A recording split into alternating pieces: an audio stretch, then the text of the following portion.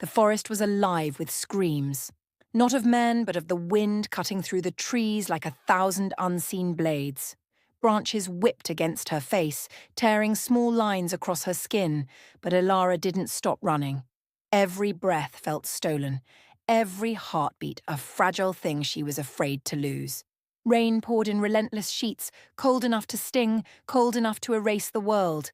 The scent of wet earth, pine, and blood clung to her like chains. Her own blood, sharp and metallic, mixed with the storm's taste. Behind her, through the howling wind, came the faint sound of pursuit, boots slamming mud, voices shouting her name, and something worse, the low growl of something not human. She didn't look back. Looking back meant slowing down, and slowing down meant dying.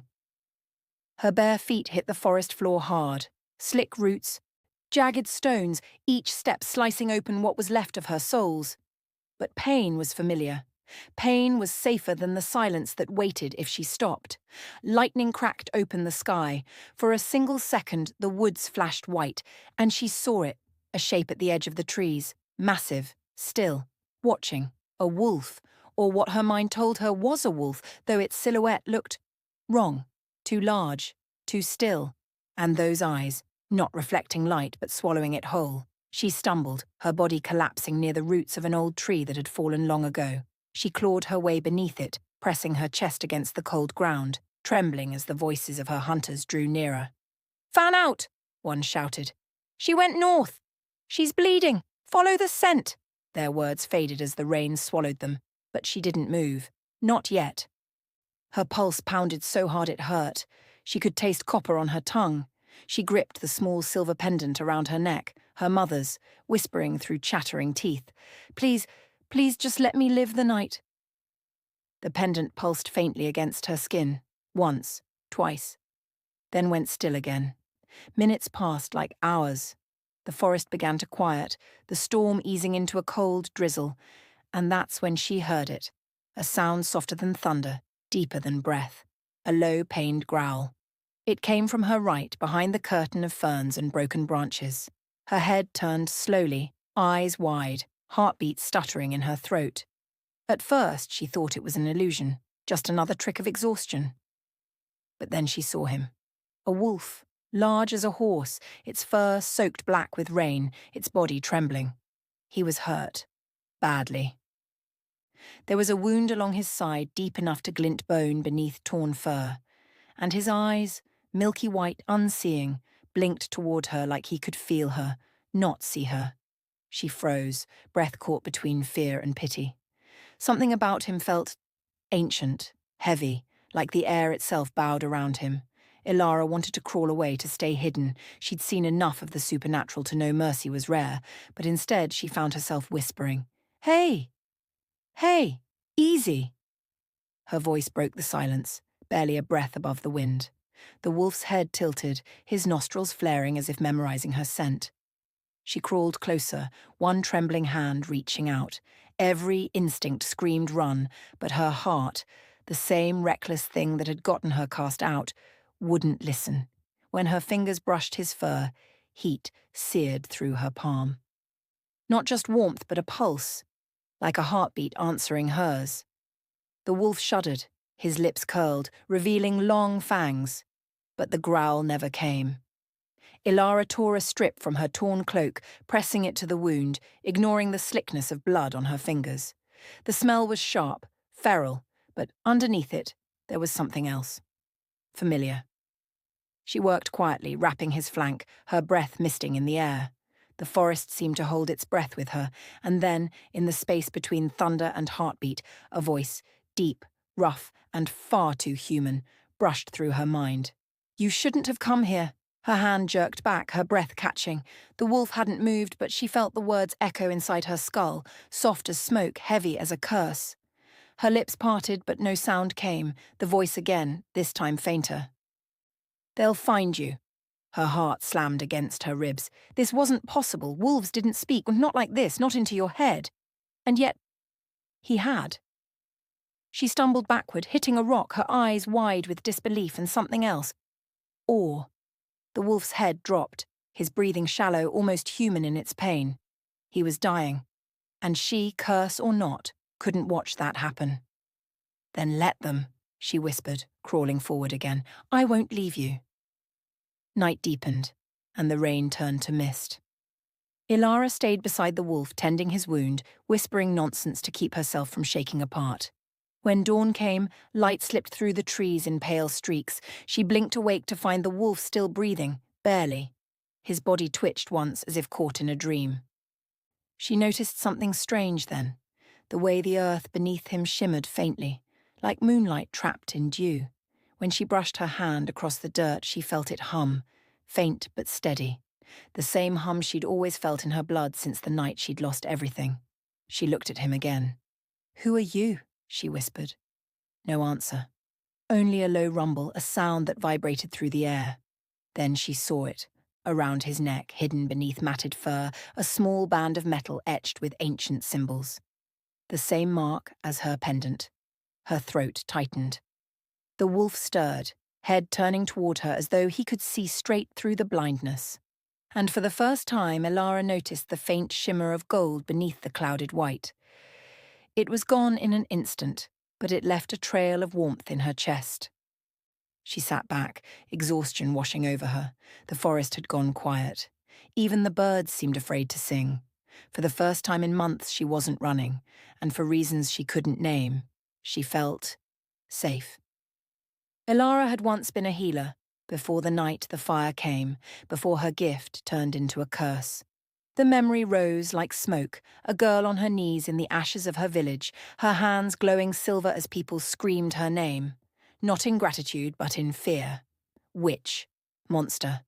Cursed. She'd run that night too. And now here she was again. In another storm, another exile, binding the wound of a creature who shouldn't exist. Only this time, something was different. The fear didn't feel empty. It felt alive.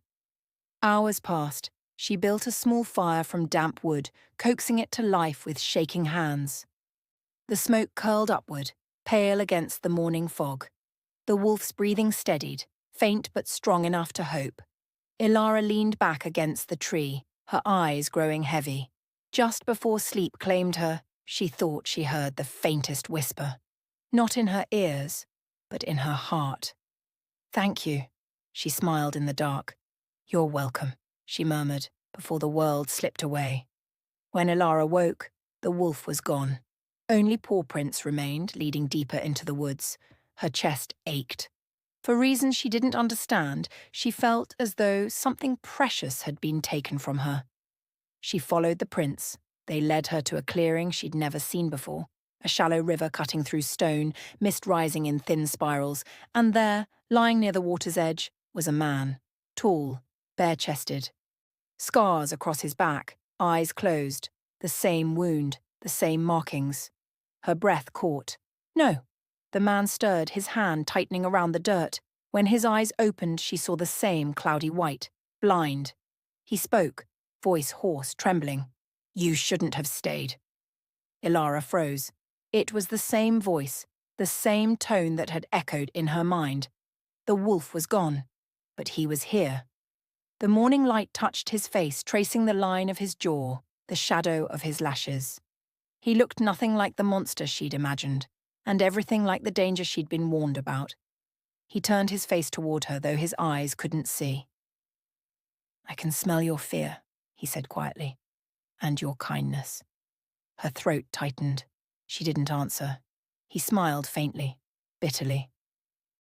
"Both can get you killed." The forest stirred again, the wind shifting direction, and for the first time Ilara realized the truth.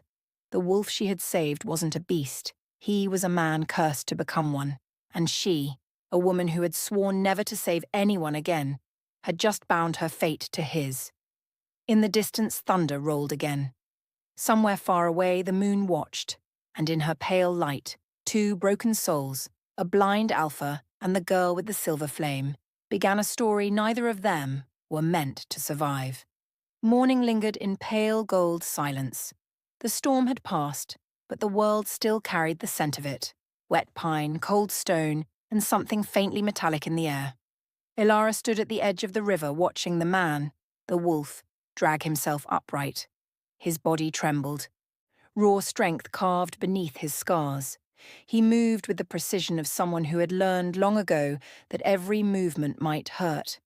His eyes, though blind, followed her as though he could still see her soul. "You shouldn't have touched me," he said, voice quiet, almost regretful. Ilara swallowed the 1,000 questions that pressed against her lips. She wanted to ask who he was, what he'd done, why the air around him felt heavy with old magic. But his tone told her this wasn't a man who offered answers. Still, she couldn't look away. He wore the same metal band she'd seen on the wolf, its symbols now faintly glowing, matching the light in her pendant. Fate was playing games again, and she was too tired to run from it this time. Ilara had always been drawn to broken things, wounded birds, stray pups, dying stars. Maybe because she'd never known what it was like to be whole herself. Her life had been a string of small kindnesses and greater betrayals. A healer's daughter in a pack that valued strength over mercy. A girl who could feel the emotions of others so deeply it sometimes broke her bones to bear them. They called her Silver Flame when she was small. A blessing. A light. Then came the night the blessing turned to curse. She had tried to heal a dying pup, the Alpha's son, and her power had surged out of control. Fire instead of light. Pain instead of peace. When dawn came, the boy was gone, and the sacred stones of the pack had melted to ash. Her gift had burned too bright, and for that, they had cast her out.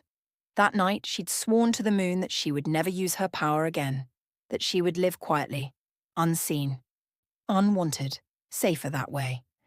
But now, here she was, caring for a man who shouldn't exist, a man with eyes that saw nothing but carried centuries of storm behind them, and the pendant around her neck glowed brighter every time he breathed near her. He didn't tell her his name, not at first. Instead, he asked for water, for silence.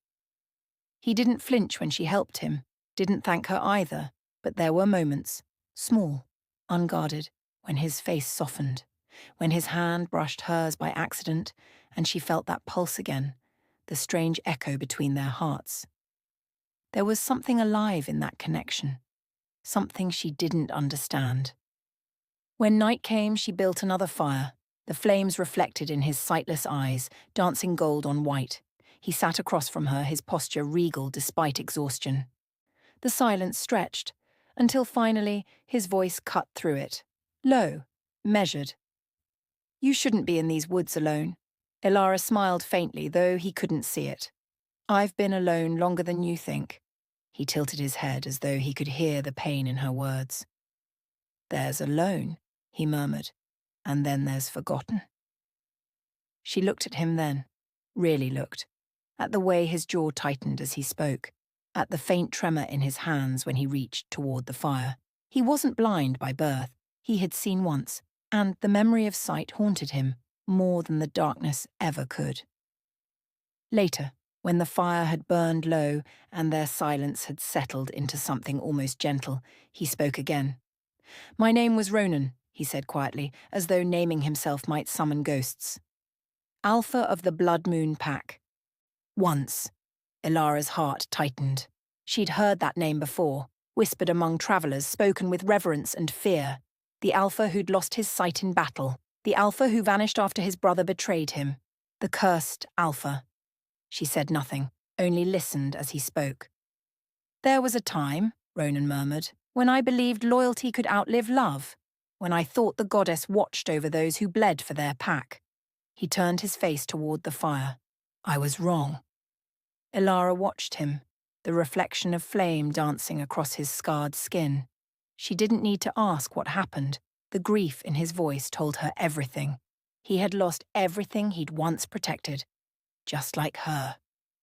In that moment, they weren't Alpha and Exile, not wolf and witch, just two souls sitting in the ashes of their past, pretending for a few hours that the world outside didn't exist. Ilara wanted to tell him her story too, to confess that she had burned her own people, that she'd carried the guilt like a brand ever since. But the words stuck in her throat, because somehow he already seemed to know. When he spoke again, his voice was quieter. "I can feel your silence," he said. "It's heavy." She blinked, caught off guard. You can feel it? He nodded once. Blindness gives you other senses, and yours... He paused, head tilting slightly. Yours hums, like stormlight before it strikes. Ilara's chest tightened. Her power, the one she'd buried, hidden, denied. She looked down at her hands, at the faint shimmer beneath her skin that sometimes appeared when she was frightened or moved by something she didn't understand. And for the first time in years, she didn't try to hide it. The air between them felt charged, not dangerous, but alive, like the forest itself was listening. That night, she dreamed, of a silver moon bleeding light across the mountains, of wolves bowing before a woman crowned in fire, of eyes, gold as sunrise, watching her with devotion and dread. When she woke, she found Ronan sitting near the fire, his head tilted toward her, his expression unreadable. You cry in your sleep, he said softly. Her breath caught. You heard that? I hear everything. A pause. But I don't judge. His words shouldn't have meant much, but in a life where every sound had once been a weapon, they felt like safety. Days passed. The wound on his side began to close, but he stayed close. Too close. Every morning, she woke to find him already waiting, silent, listening, a shadow carved from memory. Sometimes he'd ask her to describe things, the colour of the sky, the sound of birds, the light filtering through the leaves. She would, in hesitant whispers. It's soft today, she'd say, like honey on water. And he would smile faintly, that almost forgotten smile. It was dangerous, how easy it became to care. How quickly the ache of solitude turned into something warmer. Ilara didn't know what fate wanted from her. Maybe saving him was her punishment, maybe it was her second chance. But as she watched the blind alpha sit beside her fire, his scars silvered in moonlight, she knew one thing with quiet certainty. She had stopped running. And for the first time in years, her heart wasn't asking to be hidden. It was asking to be seen. That night, as they shared a small meal of berries and river fish, she noticed the pendant again, its light flickering stronger than before. Ronan lifted his head suddenly, his nostrils flaring. You feel that? He asked. Ilara frowned. What? The air. It's shifting. The ground trembled beneath them, faint but certain. Far off, a wolf howled, long, low, and mournful. Ronan's hand went to his chest, his face tightening. The pack! He whispered. They're moving. Ilara froze. They're hunting you? He turned toward her, unseeing eyes blazing with memory. They're hunting us. The forest shivered as though it could sense what was coming. The girl with the silver flame had found the cursed alpha. And fate, it seemed, had finally found them both. The forest was no longer still. Something ancient stirred within its roots, a heartbeat deep and slow, echoing from places even the moonlight feared to touch. Ilara felt it before she heard it, a faint tremor beneath her feet, a whisper curling around her thoughts. The pendant at her throat pulsed once, twice, then stilled, as though warning her to listen. Ronan stood beside her, unmoving, his head tilted slightly to the wind. Though his eyes saw nothing, his instincts were sharper than any blade. They're closer, he murmured. The air smells of steel and betrayal. Ilara's pulse jumped. Your pack? He nodded once, grim. What's left of them? His hand brushed the earth, his fingers tightening around a fragment of bark. They shouldn't be this far north unless... He didn't finish. He didn't need to. The night itself seemed to answer. A low, guttural growl that rolled through the trees like thunder. The sky had darkened without warning. The moon hung low and full, burning with the kind of light that could peel truth from shadow. The forest glowed in that strange silver. Every leaf, every drop of dew turned to glass, and in that light, she saw them. Figures moving through the mist.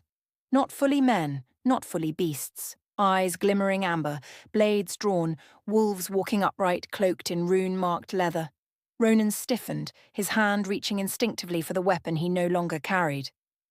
They've come for the last of the cursed line, he whispered. The last of what? Ilara asked, but the question barely left her lips, because the moment she stepped closer, the pendant burned hot against her skin. and the runes on their armor flared to life. The same pattern. The same sigils that circled her pendant. The truth hit her like a storm. This wasn't a coincidence. She wasn't his healer by chance. She was bound to him by something older, crueler, and far more deliberate.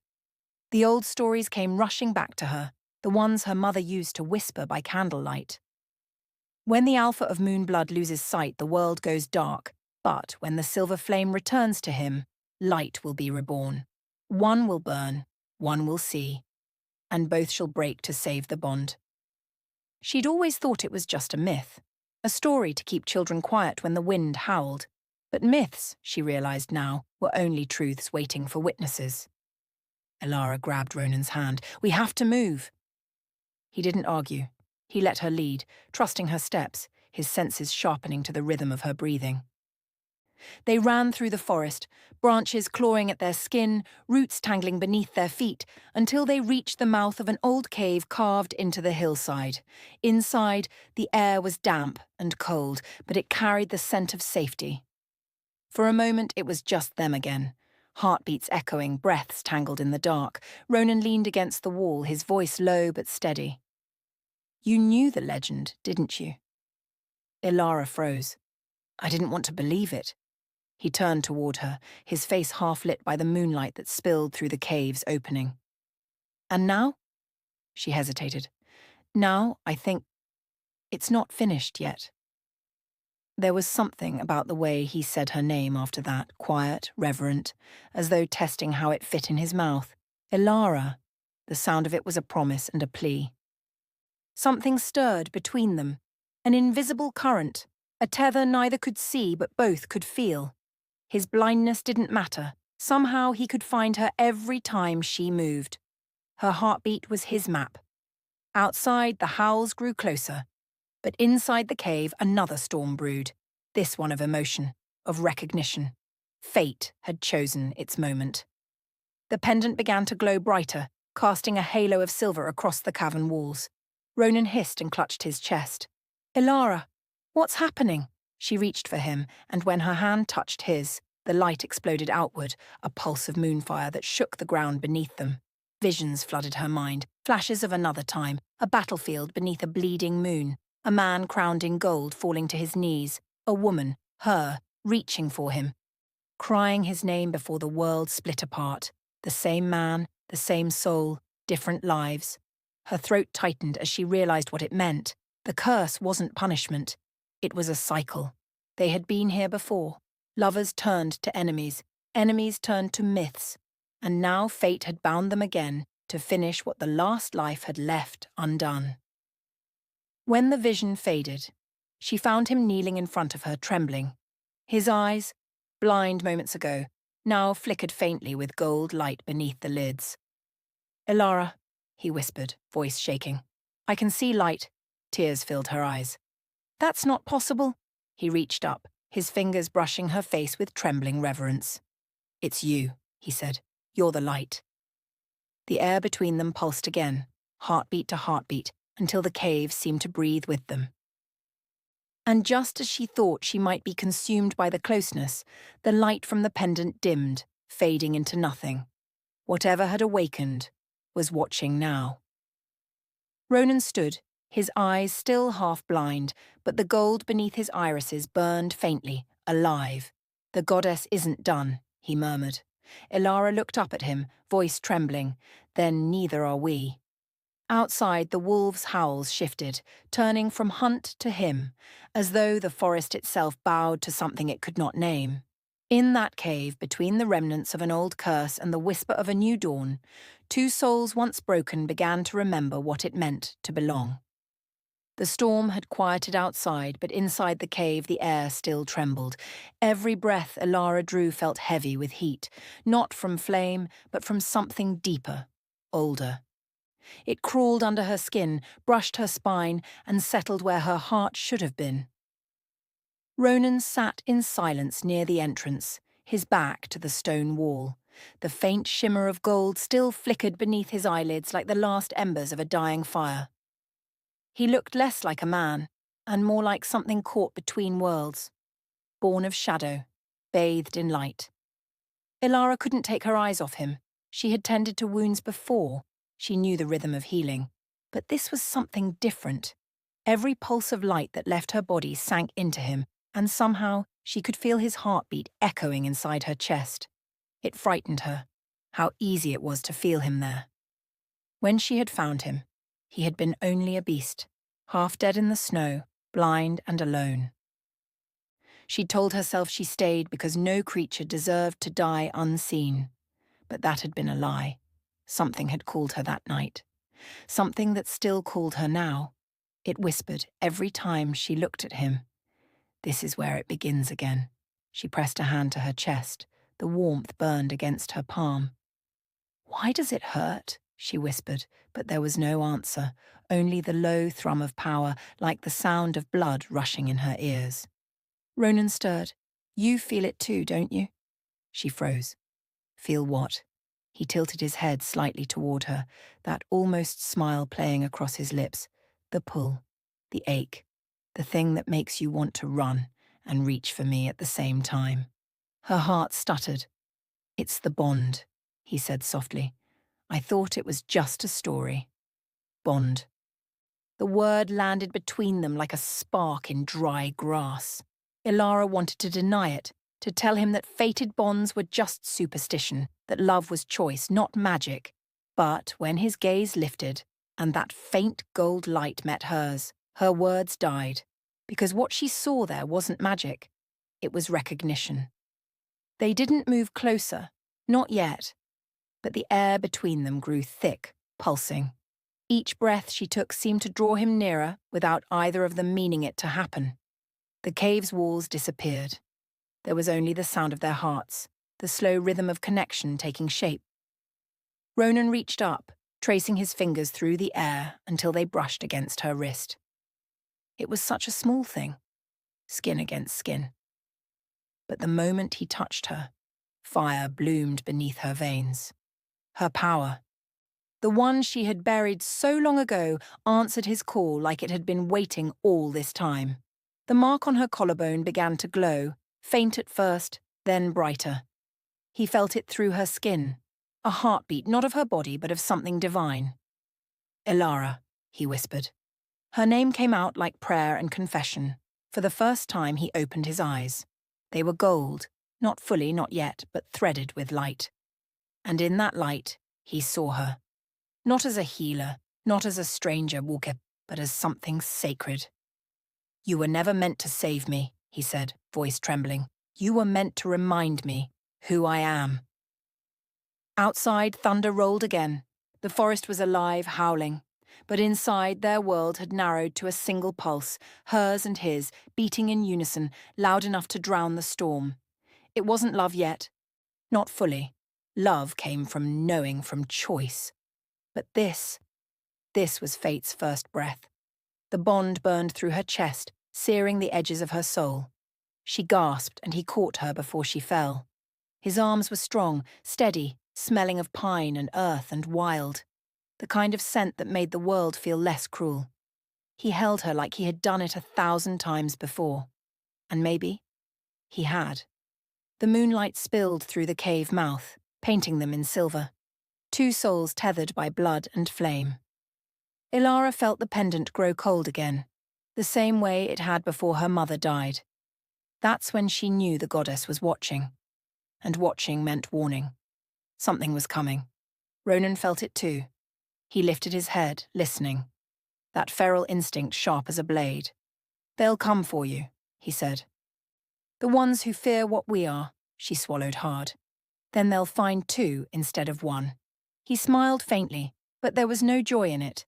Then they'll try to break us both. Far away, deep in the woods, drums began to beat. A rhythm older than time, echoing across the valley. The Council of Alphas was gathering, the same ones who had cursed Ronan long ago, who had hunted her family, who believed prophecy was a thing to chain, not free. Ilara looked toward the horizon, her breath catching as a distant light burned through the mist. An ancient shrine half buried beneath roots and moss, glowing faintly with runes that matched her pendant. She knew what it meant.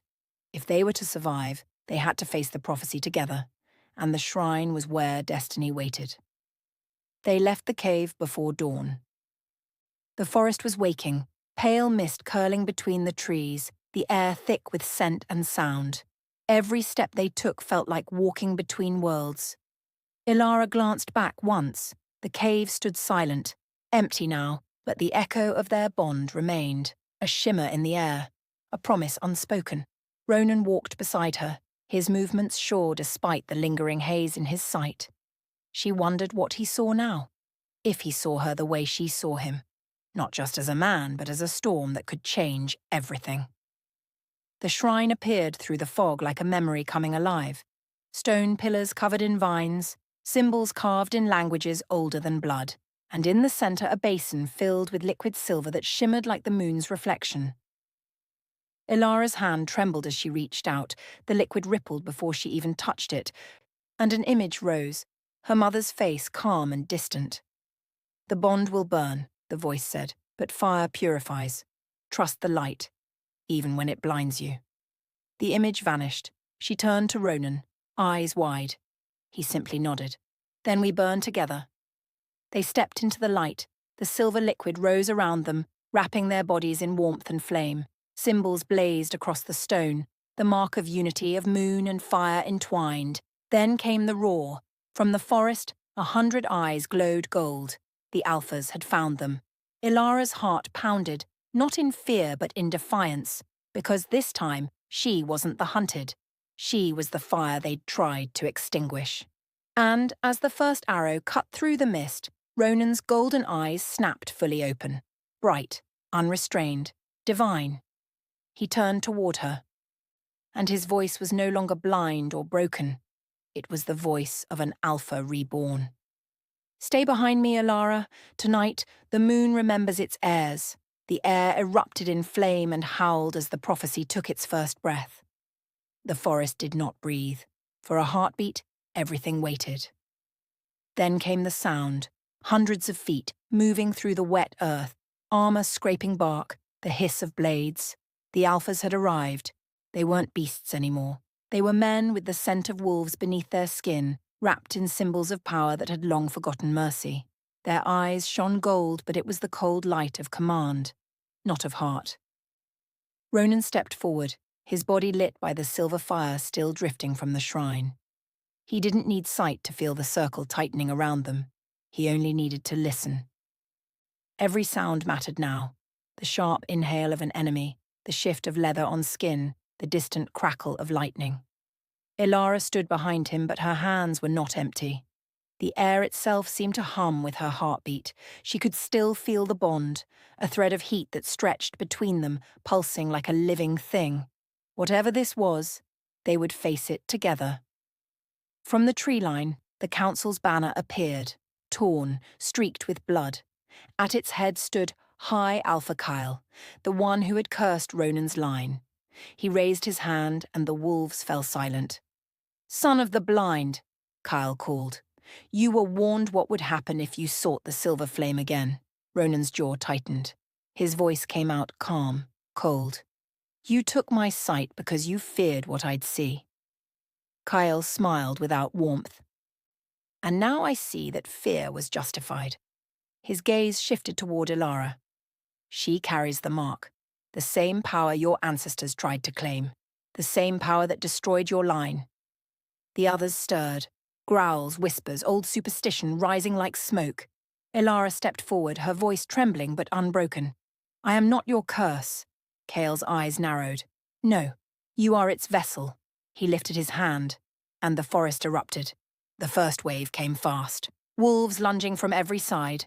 Ronan moved before Ilara could blink, his body remembering what the curse had tried to erase.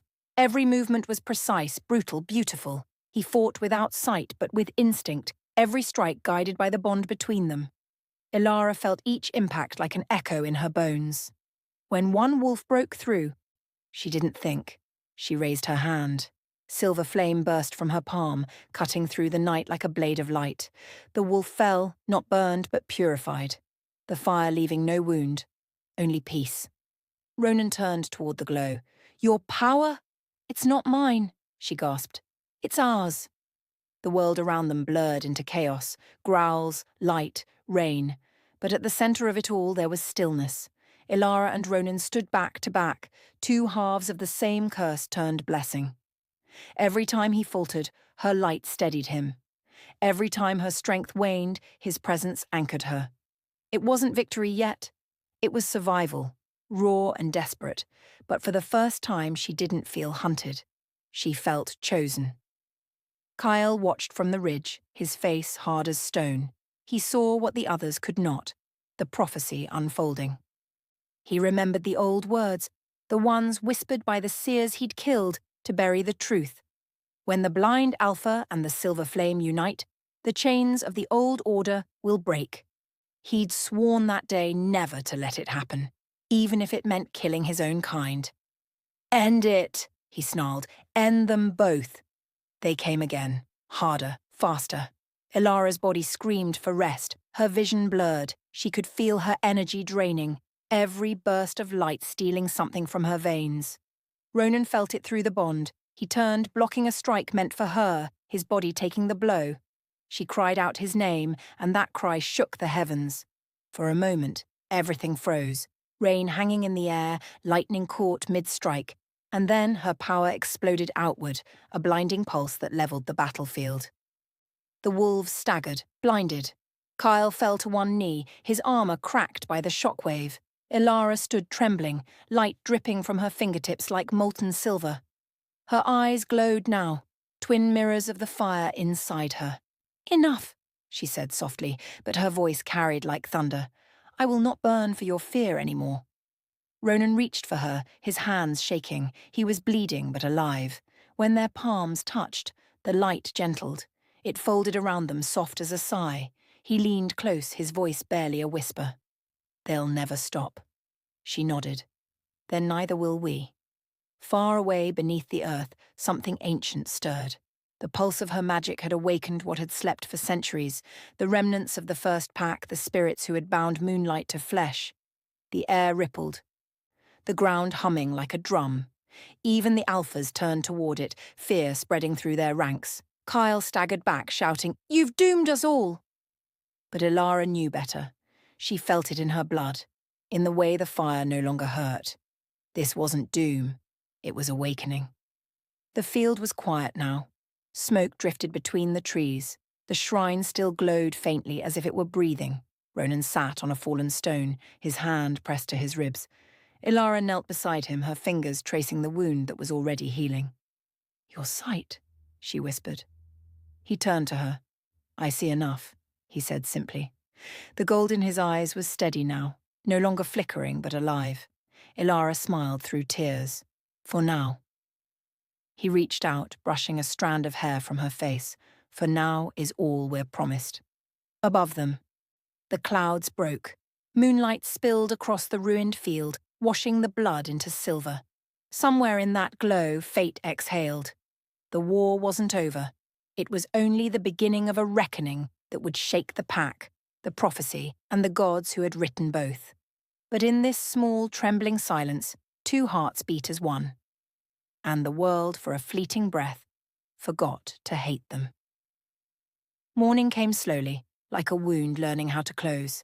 The storm had passed, but the world it left behind was strange, too still, too clean. The bodies of the fallen had dissolved into mist, their spirits reclaimed by the forest. Even the air smelled different, less of blood, more of something sacred and raw. Ilara woke first. The fire had burned to ash beside her, and the faint light of dawn kissed her skin with cold fingers. For a moment she didn't move. She just listened, to the soft rhythm of Ronan's breath, to the forest whispering secrets she didn't yet understand. Then came the voice. "Do you know what you've done?" It wasn't Ronan. It came from behind her, smooth and cold, the kind of voice that carried both reverence and venom. She turned and saw Lucen, Ronan's oldest friend, standing at the edge of the clearing. His armor was scratched, his hands still wet with battle, but his eyes, they were clear, too clear, as if untouched by what had just happened. Lucen had fought beside them through the night, silent, relentless, loyal. Or so she thought. Now, in the fragile light of morning, something in him had changed. He wasn't looking at them as comrades, he was studying them. the way one studies prey. Ronan stirred, pain flashing across his face as he pushed himself upright. Lucen, you made it. Lucen's expression didn't shift. Did I? Ilara felt the pulse of unease travel through her. The bond between her and Ronan was still warm, alive, but something in the air around them had gone cold. Lucen's hand dropped to the hilt of his blade. Not in threat, not yet, but in decision. You shouldn't have brought her here, he said quietly. You think the battle last night was victory, Ronan? It was a signal. The moment her power flared, every alpha within 100 miles felt it. They'll come for her. For you. For anyone who stands in your shadow. Ronan's jaw tightened. We'll be ready. Lucen shook his head. No, you don't understand. They won't come to kill you. They'll come to bind you. Ilara's stomach turned. Bind us? Lucen's gaze flicked to her. Cold, pitying. You are the silver flame, Ilara.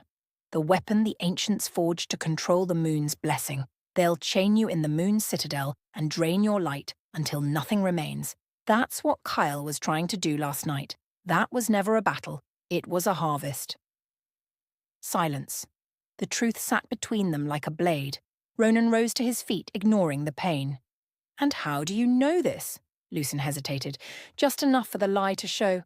Because I was meant to deliver you. Ilara's breath caught. Ronan went still. The world tilted, the sound of birds overhead fading into a hum. Lucen didn't draw his sword. He didn't need to. He spoke like someone fulfilling a duty he wished he could forget. They promised me a cure, Ronan. For your blindness. For the curse. All I had to do was lead you both into the shrine's heart and let the binding begin. Ilara's voice broke. You betrayed him? For that? Lucen's jaw clenched. You think it was easy watching him wander the dark for years? Watching the pack turn on him? Watching him lose everything because of a curse that you awakened? Ronan stepped forward, his voice trembling not with fear but disbelief. You were my brother. Lucen looked away. I still am. That's why I'm giving you this chance. Run, both of you, before they close in. Ilara could feel the pull, the urge to flee, the primal instinct to survive. But something in her refused to move. She had seen enough running. If we run, she said softly, then everything that's happened means nothing. Lucen's eyes hardened.